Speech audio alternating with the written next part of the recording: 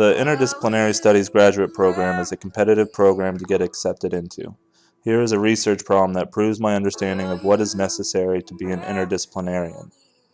My research problem is how can behavior improve quality of life for terminally ill patients in hospice care.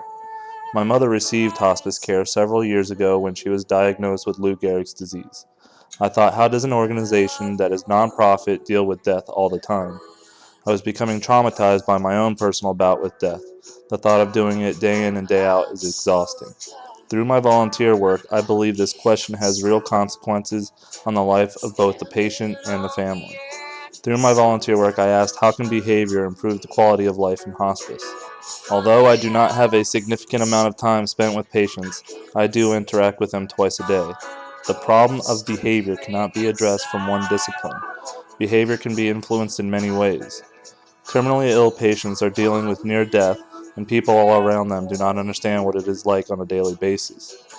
An interdisciplinary approach to the question is necessary because terminally ill patients are often left to their own thoughts and feelings, and the focus is on their physical health. Mental health is just as important as physical health when dealing with terminally ill patients. I use psychobiology, psychology of counseling, and health nutrition to address the problem. I have found that all three disciplines address what hospice looks at for all-around health for the patients. Hospice offers volunteers that will sit down and talk with patients about whatever the patient wants. If the patient does not want to talk, the volunteer will sit there and be available. Hospice also sets up comfortable rooms that the family can decorate to feel more like a home environment. The final thing that hospice does to comfort the patient is offer a meal plan that the patient can decide on. The patient is cooked a meal by volunteers that tastes better than if they were served hospital food.